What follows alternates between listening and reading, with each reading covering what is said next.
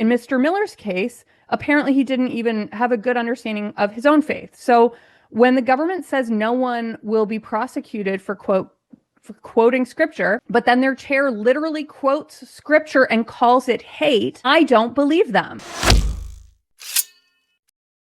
Would Bill C-9 criminalize scripture? Well, we know from what committee chair Mark Miller said at Justice Committee, he does view certain portions of the Bible as hateful.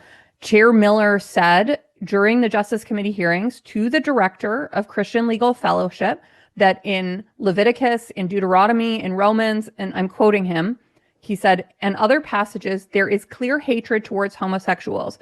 I don't understand how good faith can be invoked if someone is relying on passages of the Bible.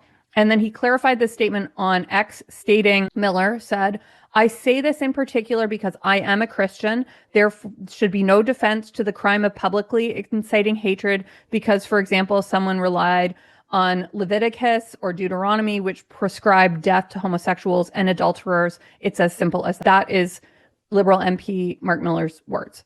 Now, of course, Christians do not call for the execution of gay people. That would be contradictory to the teachings of Jesus to do so. And I think that this shows the nub of the problem.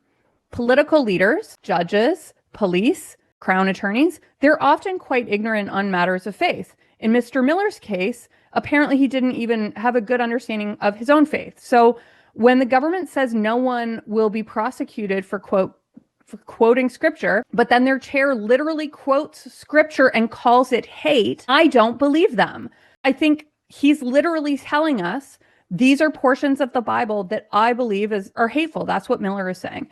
And legally speaking, the way Bill C-9 works is that if you were to use scripture to say something that the government believes willfully promotes hatred, you can be prosecuted.